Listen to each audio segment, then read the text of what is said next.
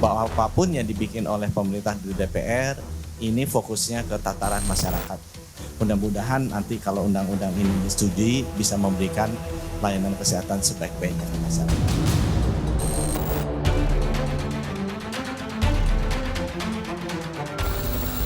Kami menolak untuk pembahasan RUU Kesehatan yang di dalamnya mencabut 5 undang-undang organisasi profesi. Karena dalam pembuatan naskah akademik maupun beberapa pembahasan pasal, kita sama sekali tidak dilibatkan.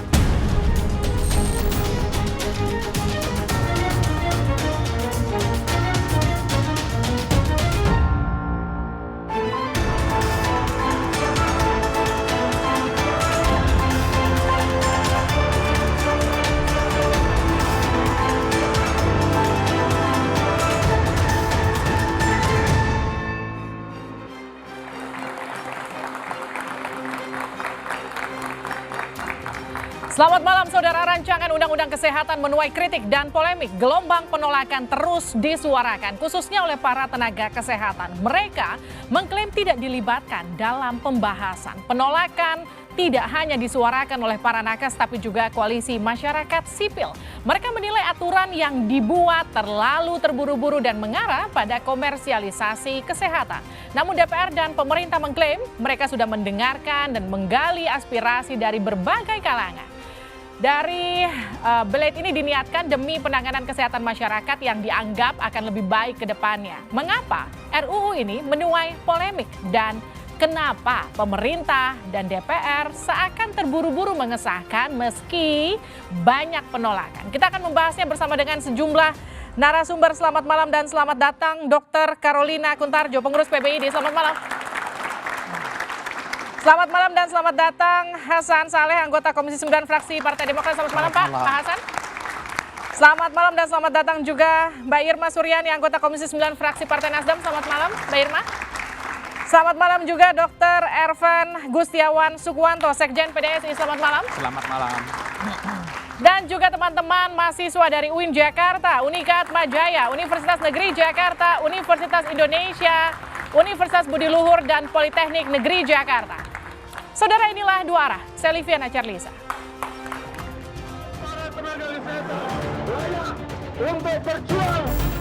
Rancangan Undang-Undang Kesehatan menuai kritik dan polemik. Gelombang penolakan terus disuarakan, khususnya oleh para tenaga kesehatan. Ikatan Dokter Indonesia mengklaim mereka tidak dilibatkan dalam pembahasan. Kita tegas, kita adalah organisasi resmi. Tetapi yang tidak resmi justru yang diundang.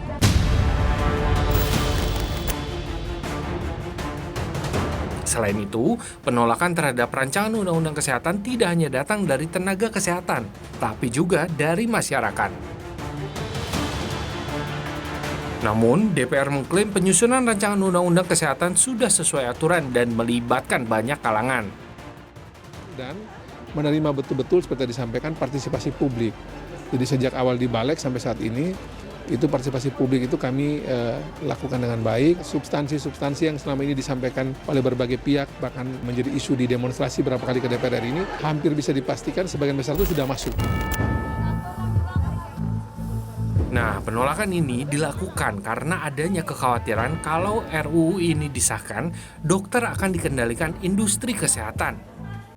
Kalau RUU ini diberlakukan, maka pelayanan kesehatan itu tidak bisa dilihat lagi karena dokter pun tidak bisa mengendalikan itu. Tapi dokter akan dikendalikan oleh industri kesehatan. Profesi medis itu profesi yang mestinya itu menolong, ya, bukan jual beli atas sakitnya pasien, bukan menentukan dari penyakit yang diderita pasien. Profesi medis itu profesi yang luhur. Tudingan ini pun ditepis oleh Menteri Kesehatan Budi Gunadi Sadikin.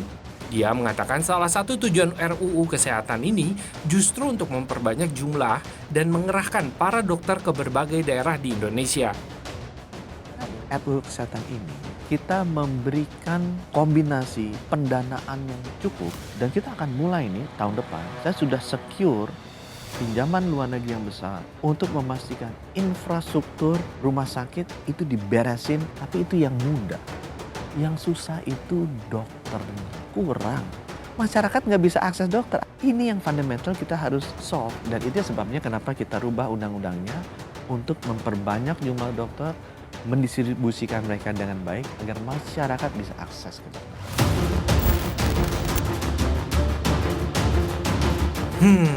Lalu jika RUU Kesehatan bertujuan mempercepat transformasi dunia kesehatan, kenapa masih banyak penolakan?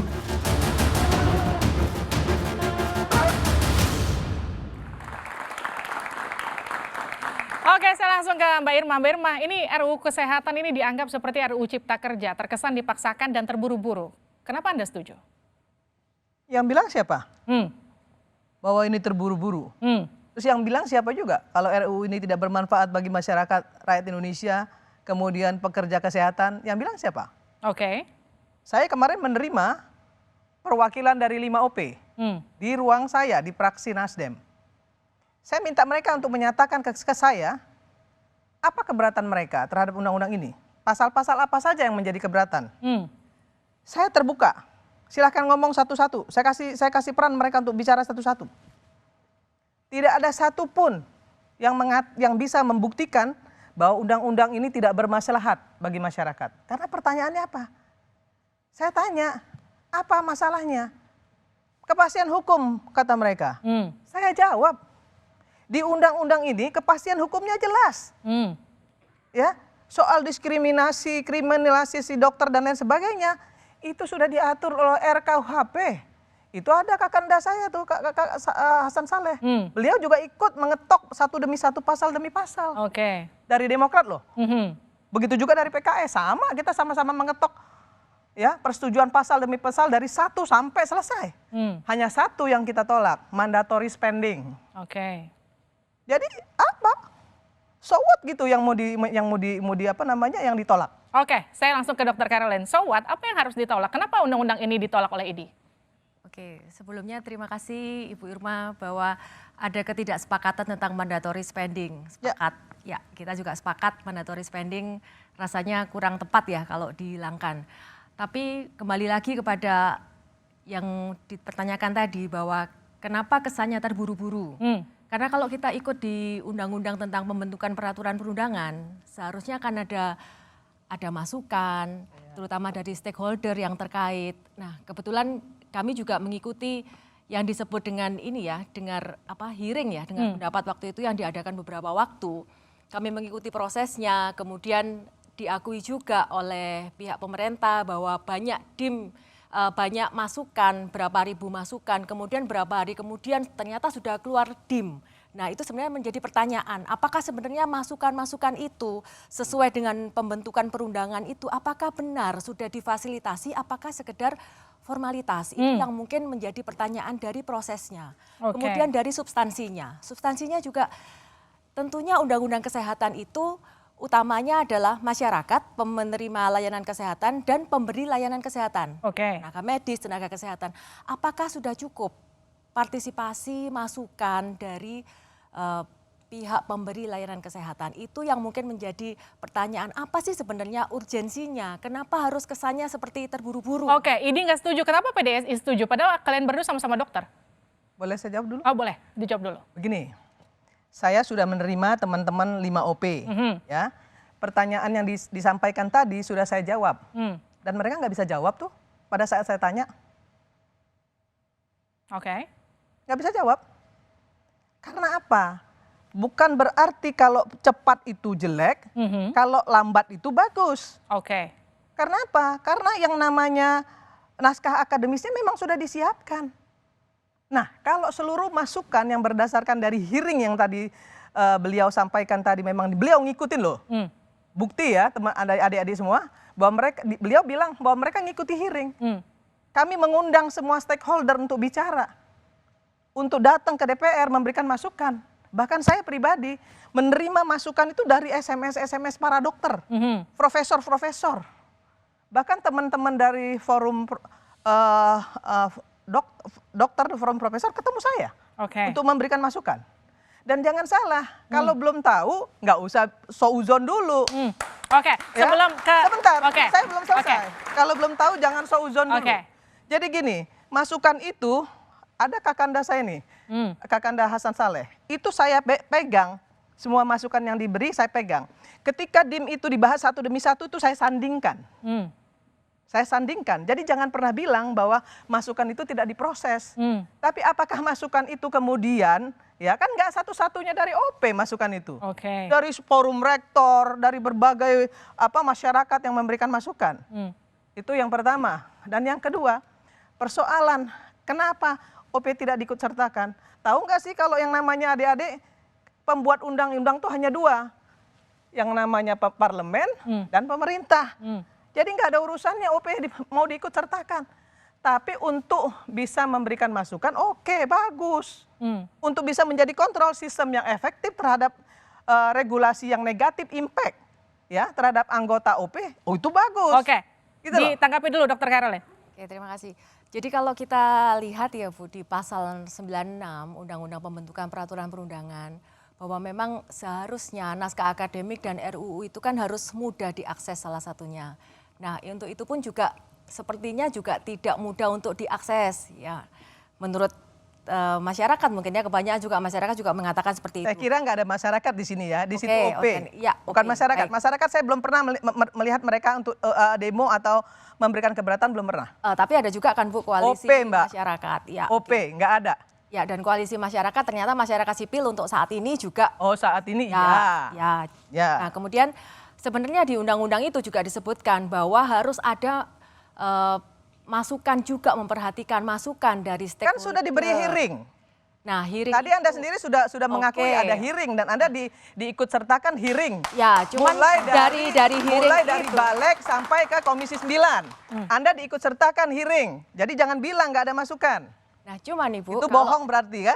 Bukan bohong. Bohong. Jangan melakukan penipuan publik, Mbak. Nggak boleh. Di undang-undang itu, di undang-undang harus jujur dalam melakukan komunikasi publiknya, harus tapi di undang-undang itu ada adik-adik loh, adik-adik mahasiswa yang harus kita berikan keteladanan dalam melakukan komunikasi publik kepada masyarakat. Supaya apa? Supaya masyarakat, ya adik-adik ini terutama ya jujur dalam menyampaikan pendapat kepada pemerintah.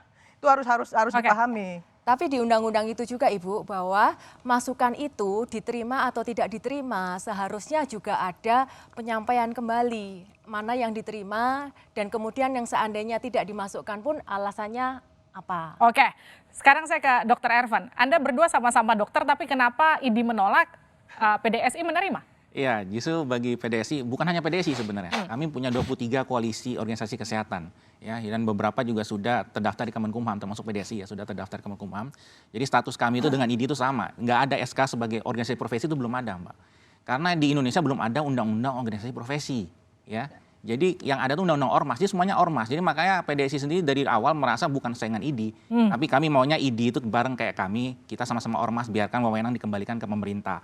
Nah, kenapa kami mendukung? Nomor satu itu, mengembalikan wewenang ke pemerintah. Dan kami rasa banyak hoax ya yang beredar di masyarakat maupun terutama di internal organisasi kesehatan sendiri. Jadi oknum pengurus organisasi itu bagi saya banyak memberikan hoax ya ke anggotanya. Kenapa? Nomor satu, isu tentang liberalisasi kesehatan.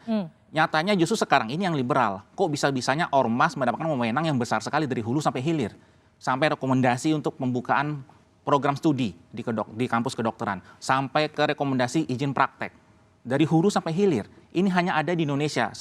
Kebetulan saya juga aktif di World Association for Medical Law dan juga World Organization of Family Doctors ya. Perkumpulan dokter keluarga dunia dan hukum kedokteran dunia. Nggak ada di negara lain tuh yang punya wewenang seperti IDI dan juga IAI, Ikatan Apoteker, Persatuan Nasional Indonesia PPNI maupun Persatuan Dokter Gigi Indonesia, Ikatan Bidan Indonesia, nggak ada yang seperti itu.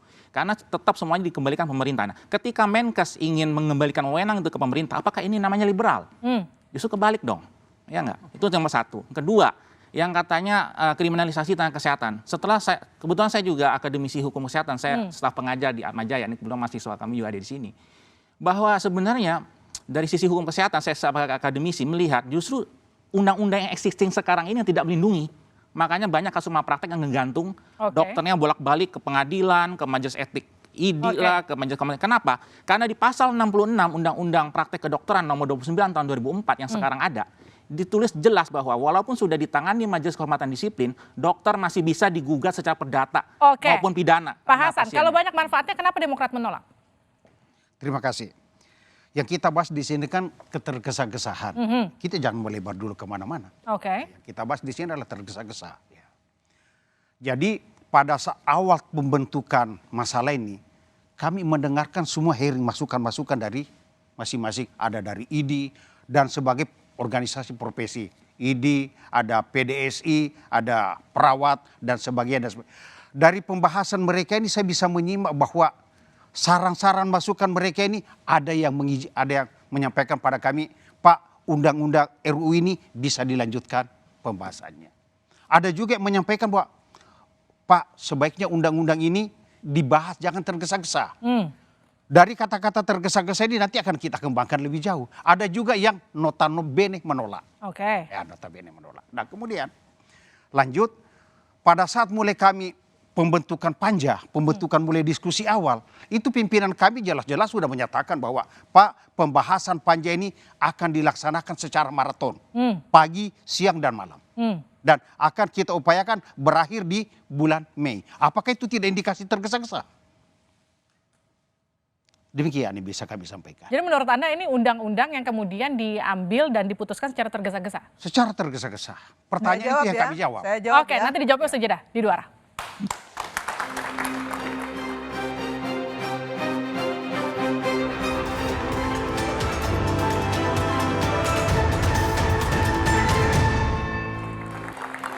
Anda kembali bersama kami di dua arah. RUU Kesehatan, siapa diuntungkan? Kalau tadi Pak Hasan dari Demokrat menyatakan ini dianggap terlalu terburu-buru, itu kenapa fraksi Demokrat menolak RUU Kesehatan? Mbak Irma. Saya mau sampaikan sama kakanda saya, Pak Hasan Saleh. Kami sama-sama di Panja.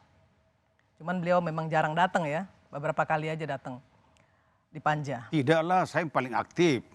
Saya tahu persis kan, saya setiap hari ada di situ kakanda. Tidaklah. Satu. Yang kedua, tadi kakanda Hasan bilang bahwa ini tergesa-gesa.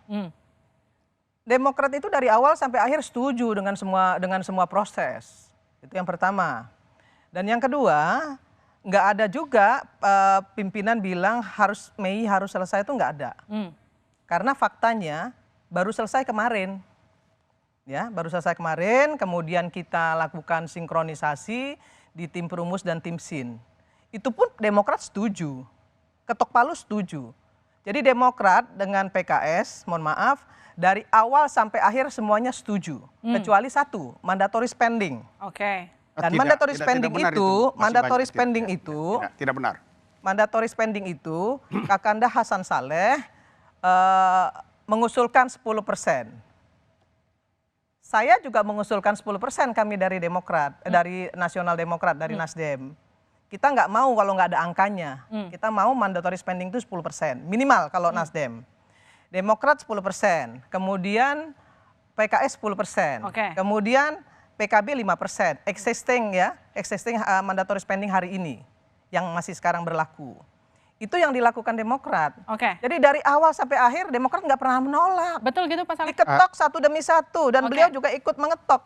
Tidak ya. Jadi pernyataan Ibu Irma ini menurut saya kurang pas. Saya hadir. Hitungan saya tidak hadir itu hanya di akhir-akhir terakhir. Saya tidak hadir dua sesi. Pada saat penyampaian kepimpinan Panja pada kami itu bahwa ini akan dibahas secara maraton, itu di ruangan tertutup. Pada saat itu Irma tidak hadir. Hanya pembahasan khusus untuk anggota Panja dari DPR. Kita lihat absen aja supaya ini nggak jadi penipuan publik lagi. Kita lihat absen, ya. Kita lihat absen. Karena absen itu dokumen resmi ya yang ada di Panja. Dilanjutkan Pak Saleh. Kita bisa lihat siapa yang hadir lebih banyak, siapa yang lebih sedikit. Itu yang mau saya sampaikan kepada Kakandaku. Tapi Kakanda perlu tahu bahwa Kakanda pun setuju dengan semua proses dari awal sampai akhir. Oh tidak. Hanya. Tidak. Faktanya ada kok. Tidak kami ada. setuju. Faktanya hanya mandatory spending. Kami tidak. Dan saya bicara itu dengan ketua Kapoksi Demokrat yang namanya Alia tutup mulut. Apa Mereka masalah hanya yang tidak setuju. Banyak disetujui? masalah yang kami tutup Spending. dulu. Baik. Ya. Itu tercatat di dalam, enggak. Di Panja itu kan ada catatan. Baik. Ada catatan ini, Vili. Ada catatannya. Apapun yang tidak disetujui, itu ada catatannya. Oke. Kita bisa periksa. Benar Baik. nggak Demokrat tidak setuju? Oke, Pak Hasan, silakan. Ya, jadi gini, proses pembahasan itu memang diketok. Ya. Tapi kan dikit-dikit keluar kata-kata, kalau tidak setuju kita voting aja. Itu juga bohong. Kita voting, ya kami hanya berdua. Itu juga bohong. Tidak. Itu bohong. Tidak. Itu Jangan gitu, bohong. jangan gitu. Tepuk tangan Itu dulu. bohong. Ya, Oke. Itu bohong. Tidak. Itu bohong. Tidak. Soal voting itu hanya pada soal-soal mandatory spending. Tidak, awal-awal sudah ada voting. Ya. Kedua, soal krusial terkait masalah SIP dan STR, itu betul. Oke. Ya. Sering. STR hari ini adik-adik, Akhirnya STR kami hari diam, itu apabila seumur sudah hidup. Di milih undang-undang ini STR itu seumur hidup. Kemudian SIP itu 5 tahun sekali dan bisa dikeluarkan melalui rekomendasi rumah sakit. Baik. Sehingga oke. dokter-dokter gampang mendapatkan SIP. Ini undang-undang bagus. Adik-adik juga Silakan, bisa sekolah Dokter Tidak. kedokteran dengan Jangan mudah. dibiarkan bicara Oke, sendiri. silakan, Dokter Jangan Khairul. dibiarkan bicara sendiri. Adik-adik bisa Silakan, sekolah silakan. kedokteran dengan mudah. Ini Baik, katanya karena ada komunikasi dua hospital. arah. Baik, Mak, tahan dulu. Oke. Bentar. Ada Ini connect katanya base. komunikasi Oke. dua arah. Itu Tahan loh, dulu, itu baik, harus Mas. disampaikan Dokter, silakan. kepada publik supaya publik tahu. Oke, Dokter Khairul, Tidak. silakan. Ini komunikasi dua Yes. arah. Serahkan sama Silakan. bicara. Ya. Tentang rekomendasi ya Bu, rekomendasi SIP. Ya. Nah ini yang selalu sebagai permen nih dari Ya. RUU ini bahwa STR, SIP itu dipermudah. Tapi apakah tidak terpikirkan bahwa sebenarnya dengan SIP dipermudah itu, bagaimana misalnya ada seorang dokter yang pernah melanggar etik, kemudian mudah mendapat SIP, karena dari rumah sakit saja tanpa ada kontrol. Misalnya dia pernah melanggar etik di satu rumah sakit, kemudian dia daftar ke rumah sakit lain, kemudian harus dengan mudahnya mendapatkan itu. Apakah sebenarnya tidak membahayakan masyarakat hal seperti ini? Oke, Dokter Evan? Iya, jadi sebenarnya memang ini menjadi pembahasan yang menarik. Jadi dari PDSI dan kita juga sudah studi banding ke luar negeri. Jadi nggak pernah ada ormas itu tiba-tiba main sidang-sidangan. Itu satu. Jadi tetap pemerintah dan Menkes sudah bilang nanti semua di Majelis Disiplin dan Etik mungkin akan digabung nanti. Jadi nggak masalah orang PDSI maupun ID. Makanya saya bilang ke teman-teman ID, kami ini bukan sayangan ID. Kami ini maunya teman-teman ID itu kayak kami ormas biasa. Ketika ID mungkin selama ini nyinyir, PDSI kan hanya ormas. Memang kami ormas. Mana ada SK sebagai organisasi profesi. Mana ada organisasi profesi lain menyidangkan anggotanya. Saya ambil contoh. ID itu menyurati Singapore Medical Association. Karena ada Dr. Tony Setiobudi, orang WNI kita yang praktek di Mount Elizabeth Hospital yang sering katanya dalam tanda kutip menjelekkan nama ID lah. Gitu. Dan di surat itu ID menulis mohon didisiplinkan atau diberi hukuman gitu. Kemudian keluar di media saya baca Singapore Medical Association itu membalas kami tidak punya wewenang untuk itu.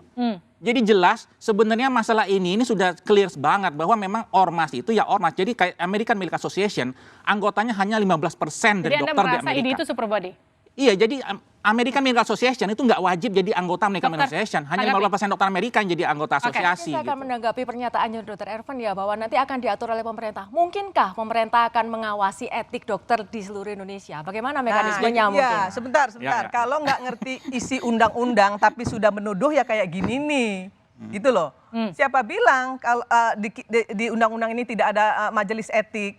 Siapa bilang nggak ada konsil? Siapa bilang juga nggak ada konsil, kolegium, ada semua. Ada semua. Yang saya baca Makanya Bu, jangan yang saya seudon baca dulu. bahwa Gitu loh. etik itu hanya disebut di 6 Ya. kata. 6 kata bahwa dokter Jangan harus menuduh-nuduh ya. Oke, Kalau tahan dulu. belum tahu. Ini kita tidak enak kalau dibilang bohong-bohong. Ada data segala macam.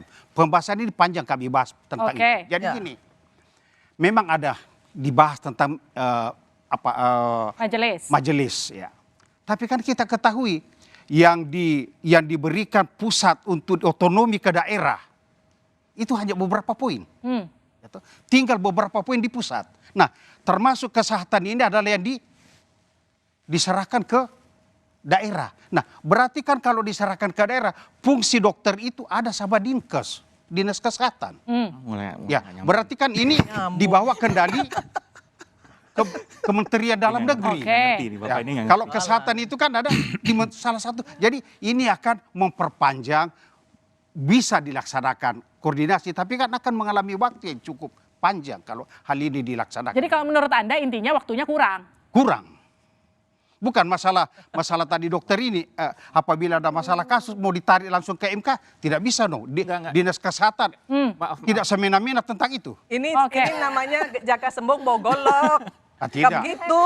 Iya, saya Jadi- tambahkan Oke, tadi bentar, dulu. Kenapa? yang tentang etik tadi ya. Kalau Ibu Irma sampaikan bahwa disebutkan ada majelis etik. Yes. Mungkin Ibu bisa sebutkan di mana ada kata-kata majelis etik di RUU itu. Yang saya tahu adalah majelis disiplin emang ada di situ. Tapi majelis Ada Mbak. Jadi nanti itu akan tertuang dalam peraturan pemerintah. Jadi jangan seuzon dulu, makanya saya bilang tadi. karena Ya. kita juga nggak bisa Nah, bacanya satu itu. karena Yang kedua rancangan tadi itu Kakanda juga kita Hasan tidak bilang, tahu, Ibu. Kakanda Hasan bilang Oke. ya soal pemerintah daerah. Ya. Kita kan punya otonomi, Kakanda. Benar, Masa otonomi Kakanda benar. nggak ngerti? Oke. Otonomi daerah itu nggak bisa, itu memang mutlak. Jadi memang kalau di daerah ya memang dinas kesehatan. Kalau di pusat yang namanya Kementerian Kesehatan. Masa gitu aja nggak ngerti? Tapi Betul, sepertinya melenceng tapi ya, Pak, prosesnya Bu Irma kayak nggak melenceng jauh, Bu Irma. Tadi kan Oke. banyak Tidak etik. masuk alur Saya pembahasan potong Ibu dulu, Irma, Bu Livi. tidak masuk Bu Livi, alur. Oke. Kebetulan Silakan. saya ini Tidak dulu masuk alur pembahasannya Bu Irma. saya dulu Tidak masuk pengurus. Nggak masuk alur. Saya dulu Tidak masuk alur. anggota dari majelis etik. Ya. Ya. Saya kasih tahu. Saya tanya teman-teman di World Association for Medical Law Oke. gitu ya. Di sana itu nggak ada majelis etik juga sebenarnya. Karena apa? Karena sebenarnya etik itu dasarnya filsafat. Jadi tentang baik dan buruk. Jadi kalau ngomong baik dan buruk, bagaimana bisa tersangkut masalah hukum yang ngomongin boleh dan tidak. Oke. Gitu loh. Jadi makanya itu juga yang kami dulu protes dulu pembahasan Pak Terawan kemarin gitu Tapi ya. bagaimana dengan anggapan pasal karet yang ada di RUU Kesehatan? Nanti dijawabnya usai jeda Iya. di luar.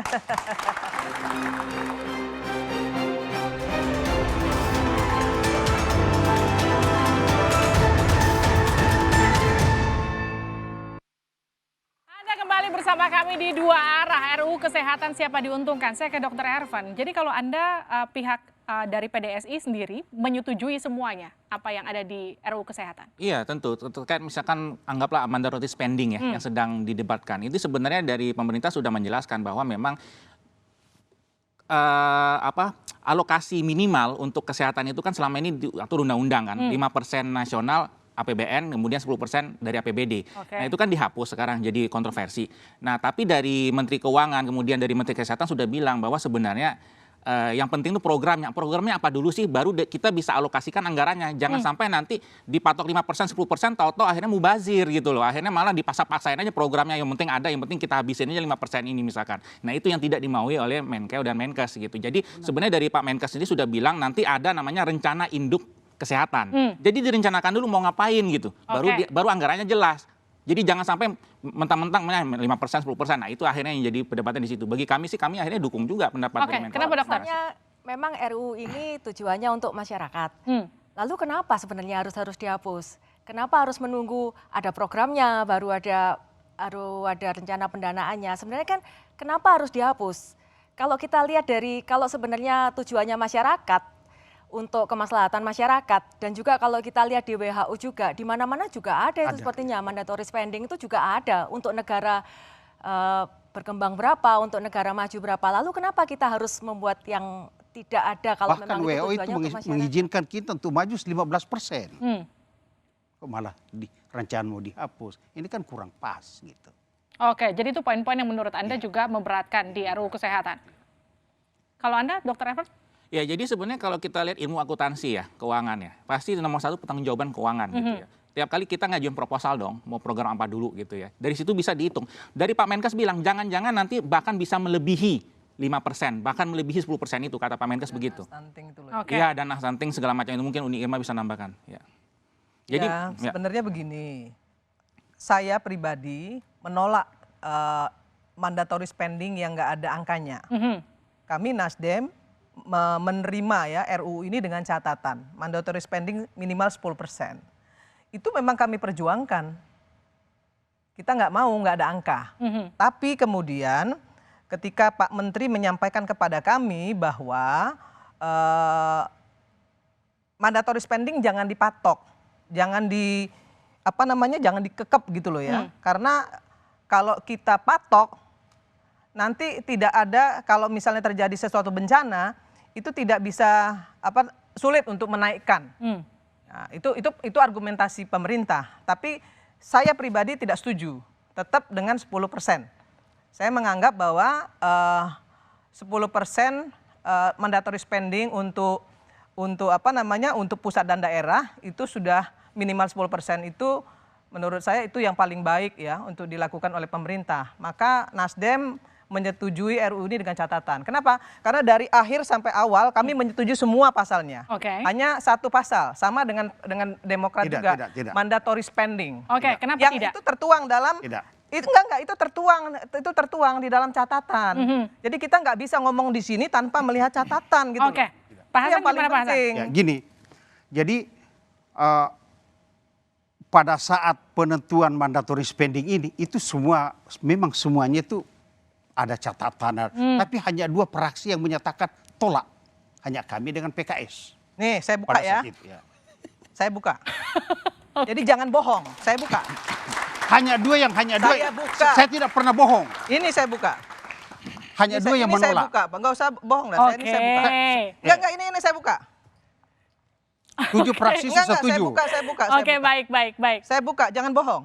Saya tidak pernah bohong. Mandatory spending itu kita bertiga. Demokrat 10%, Nasdem 10%, PKS 10%. Jadi dia bohong. Tidak, saya tidak bohong. Bohong. Ntar dulu. Kita bukti. Ntar dulu. Kita bukti. Yang tidak setuju itu hanya 2. Baik, balik. Tidak. Bohong. Tidak, saya tidak pernah bohong. Silakan, Bu Irma kembali. Saya tidak pernah bohong. Bohong. Baik, tepuk tangan lagi. Bentar. Tidak bisa. Tidak benar. Bohong. Tidak benar. Kalau gitu pasal-pasal apa lagi? Itu tidak benar. Pak Hasan. Yang tidak setuju tentang RUU ini berdua. Baik. Di dalam penolakan. Itu betul. Itu betul. Kita bicara mandatory spending, Bos. Itu yang menolak mandatory secara total itu kami berdua. Yang lainnya hanya memberi catatan. Baik. Salah. Sekarang Memberi gini deh, catatan. pertanyaannya saya lemparkan ke Dr. Caroline. Hanya gini. memberi Kalau catatan. keberatan dari ini, Salah. pasal-pasal apa lagi yang dianggap merugikan tenaga kesehatan? Saya tidak pernah bohong. Tahan dulu Iya, Pak Hasan, iya. saya ke Dr. Caroline. Jadi kalau dari itu Tidak bagus itu dibohong-bohong. Nih sekarang. Tenang, Enggak, saya mau Bu bukti. Irma. Enggak, saya mau bukti. Ini, Bapak enggak hadir. Baca ya. Saya hadir. Nih lihat nih, baca. Saya hadir. Ini baca. Ya. Baca, Ntar. lihat ini baca. Ntar dulu. Ini baca. Ya, ya. Baik. Ini nggak Ini bisa baca. baca. Ini kecil tulisannya. Ini Pak, baca. tenang, Pak. Tidak bisa. Saya minta Baik. Pipin baca. Enggak, saya minta Pipin baca dulu. Oke, Bacain. baik. Enggak bacain. Saya mau minta Mbak Irma, dibacain. silakan bacakan. Bisa enggak bacain? Silakan Enggak, supaya bacakan. dia, kalau yang baca Tidak. Pipin beda. Yang menolak kami berdua. Baik. Yang menolak kami berdua. Bacain dulu, saya minta tolong dibacain. Oke, di sini ditulis Baca, fraksi sebentar. setuju dengan usulan pemerintah PDIP, Golkar, Gerindra, PAN, P3. Tetap di angka 10%, Nasdem, PKS, Demokrat. Oke. One point. Oke. Saya enggak bohong ya. Kembali ke tempatnya Bu Tidak, Irma, silakan. tidak. Baik. Oke. Silakan Tidak, Dr. tidak. Caroline. Tidak. Pasal-pasal apa yang Bukan. memberatkan? Yang saya maksud yang menolak itu kami berdua secara Pak jantan. Hasan. Ini menolak RUU kesehatan. Ini Yang menolak oke. secara jantan kami berdua. Baik, Pak. Kalau mereka menolak ada persyaratan. Baik. Itu yang kita maksud. Oke, Dr. Caroline silakan. Yang dibicarakan mandatory Mbak spending. Irma, oke, tidak, tahan dulu. tidak. Ini kita bicarakan RUU. Pak, tahan ya Pak, silakan. Tidak, saya tidak pernah bohong. Iya Pak, silakan. Dr. Lanjut, Caroline, lanjut. silakan. Jadi kalau dari Tidak bagus dibohong-bohongi. dari Tidak bagus.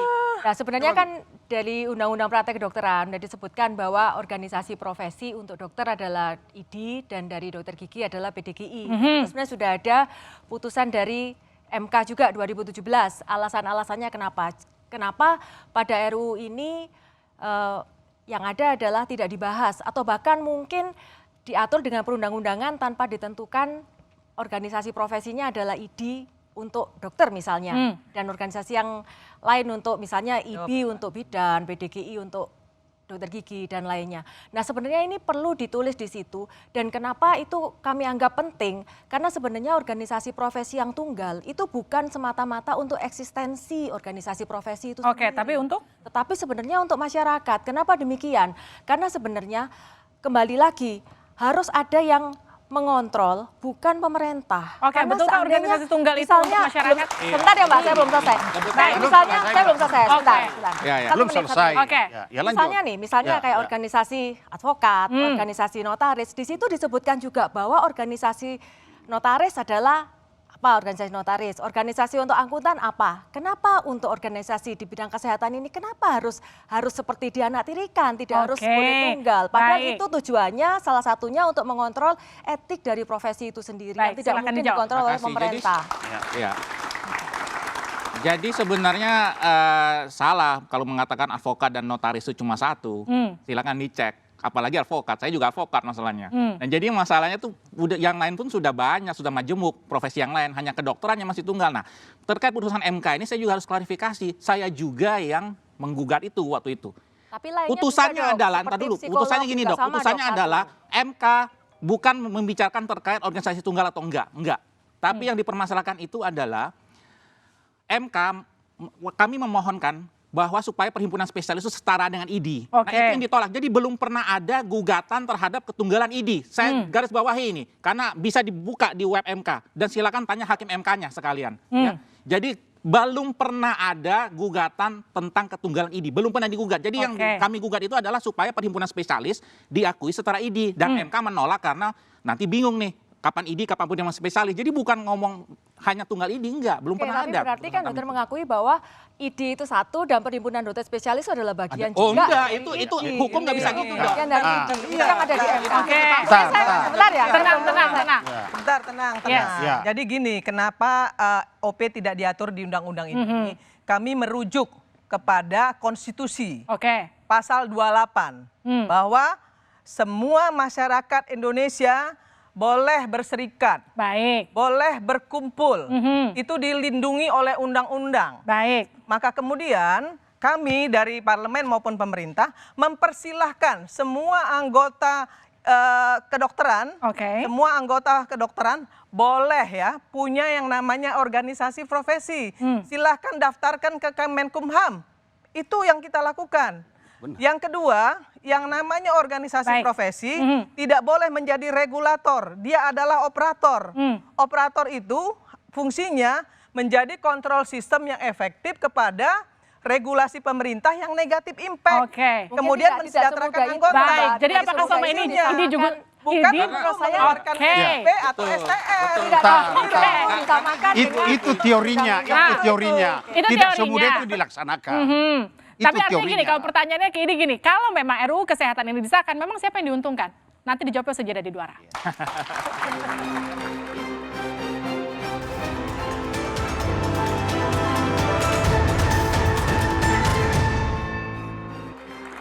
Anda kembali bersama kami di Dua Arah. RUU Kesehatan siapa diuntungkan? Siapa yang diuntungkan, Dr. Caroline? Jadi kalau menurut kami, yang diuntungkan tentunya adalah pihak-pihak yang tidak ingin, yang pertama adalah OP tunggal sebagai penjaga profesi, yang pasti itu. Dan yang kedua adalah orang-orang yang kelompok-kelompok yang mungkin untuk pemilik modal besar dalam bidang kesehatan. Dan tentu yang tidak perlu kita lupakan adalah terakhir adalah masyarakat. Kita jangan sampai lupa bahwa mungkin dengan RUU ini disahkan tanpa pertimbangan-pertimbangan lebih lanjut, yang mungkin akan dirugikan adalah masyarakat. Yang perlu kita pertimbangkan. Tapi kemudian gini, kenapa ada kalimat ketika RUU Kesehatan ini disahkan, kemudian kabarnya dokter-dokter dari ini justru akan mogok kerja? Kenapa begitu? Nanti sebelum dijawab kita putarkan dulu SWT-nya, ini dia. Tapi kalau itu mogok itu, yang kasihan itu pasien. Itu berarti tenaga kesehatan yang bersangkutan itu dia melanggar sumpah profesi dia. Jadi tidak ada sumpah profesi itu, kemudian karena aspirasi tidak dipenuhi, kemudian dia mogok kerja, itu nggak boleh. Saya mengimbau agar gini, jangan lagi ada provokasi untuk mogok, jangan lagi ada provokasi untuk kemudian mengancam sana-sini, ikut aja mekanisme yang ada, sudah tahapan yang satu sudah dilewati, sekarang tahapan berikutnya, kalau Anda memang tidak setuju, ada tahapannya. Tapi jangan sekali-kali mogok. Benar nggak mau mogok? Sebenarnya istilah mogok itu ya, setelah aksi damai, kemudian istilah mogok, itu adalah langkah terakhir, yang bahkan mungkin itu bisa jadi tidak akan dilakukan. Karena apa? Karena kita tetap harus mempertimbangkan masyarakat. Tetapi kenapa ada pikiran untuk mogok sebenarnya? Karena kita juga ingin menyampaikan aspirasi, organisasi profesi, ID, dan lain-lainnya ingin menyampaikan aspirasi bahwa semua yang diperjuangkan adalah untuk kepentingan masyarakat. Kembali lagi, kalaupun ada rencana untuk hal itu dilakukan, tentunya kita tidak akan mengabaikan masyarakat lah ya. Merugikan masyarakat. Tetap kesehatan masyarakat nomor satu ya. Sumpah saya ke Dr. Ervan. Pasti misalnya itu akan terjadi, kita pasti akan pertimbangkan masa itu sebagai pilihan terakhir. Baik. Bahwa misalnya emergensi tidak mungkin akan kita tinggal. Oke, Dr. Ervan. Jadi RUU Kesehatan ini menguntungkan siapa? RUU Kesehatan tentu menguntungkan masyarakat dan tenaga kesehatan itu sendiri. Kenapa? Kami didukung 23 koalisi tenaga kesehatan. Jadi nggak semua dokter, nggak semua bidan perawat menolak loh. Ya, kami pasang spanduk besar-besar tuh, diturunin sama teman-teman ID pakai cara paksa kemarin. Bayangin, apakah itu yang namanya menguntungkan masyarakat gitu? Bahkan properti kami juga diturunkan paksa seperti itu, anarkis kan namanya itu ya. Kemudian menyebabkan hoax gitu ya. Hoaxnya luar biasa sampai katanya Menkesnya mau ngambil DNA-nya orang Indonesia di puskesmas gitu. Yang ngomong profesor lagi pengurus ID. Itu mau apa sih maunya gitu? Jadi menurut kami justru sebenarnya ya ID itu nggak perlu khawatir gitu. Kenapa? ID itu baru berwenang tahun 2004 dengan undang-undang tahun 2004 praktek kedokteran. Sebelum 2004 ID itu sudah besar. Jadi kenapa ID harus takut gitu loh? PDSI itu juga tidak mau bersaing sama ID, saya udah bilang ya. Kita bahkan bisa kerjasama gitu. Tapi kalau memang teman-teman ini masih mau mempertahankan oligarki, kemudian bahkan sebenarnya itu yang namanya liberal tadi gitu. Ketika ormas yang memegang ini semua, bukan pemerintah begitu. Oke. Iya. Saya ke Pak Hasan. Pak Hasan, jika memang ini tetap akan disahkan pada akhirnya, kemudian apa catatan yang kemudian harus dilihat ke depan? Bentar dulu, sebelum ke sana dulu. Kita lihat dulu pada saat unjuk rasa. Pada saat unjuk rasa di tanggal 5 Juni itu. Ya. Itu yang hadir itu Profesor Jenderal Mutakin. Ini ada ahli bedah. Guru besar di Diponegoro. Ya, tapi nyebarin hoax. Ya, ntar dulu. Ya. Jangan dulu. Ya. Kemudian Abdul Aziz. Kemudian ada Dr. Eva. Ini semua tokoh-tokoh yang menangani bidang kesehatan. Nah, bidang-bidang kesehatan ini kan ada ID, ada perawat. Semuanya ini yang melaksanakan unjuk rasa. Berarti bidang inilah yang melaksanakan tulang punggungnya kesehatan. Yang hadir pada saat unjuk rasa itu ada 100 orang, 100.000 orang. Nah, datanya dari mana Pak? 100.000 yang menghadirkan semua dari masing-masing provinsi. Itu kan mereka unjuk rasa sama kami. Kami menerima satu unjuk rasa. Kami terima saat mereka unjuk rasa. Kami Demokrat menerima. Jadi intinya apa yang harus diperhatikan jika memang ini akhirnya disahkan? Ya. Apa yang harus diperhatikan jika memang ini akhirnya disahkan? Yang harus diperhatikan ya tentunya masalah mandatory spending itu harus. Contoh misalnya apabila itu dihapus, macam kami yang ada di garis perbatasan sana, apabila obat-obat di kesehatan kurang, alat-alat kurang, kami akan melirik negara seberang untuk tempat berobat. Baik. Mungkin sedikit ya Mbak, mungkin sedikit waktu saya terbatas. Sedikit. Mungkin masukan aja ya untuk Dr. Ervan. Mohon ya kalau dengan profesor yang guru kita jauh lebih senior, ya mungkin kita lebih sopan lah, nggak bilang hoax lah. Tapi kalau nyebarin hoax itu sudah beda. Saya menghormati junior saya. Bisa diterima mahasiswa.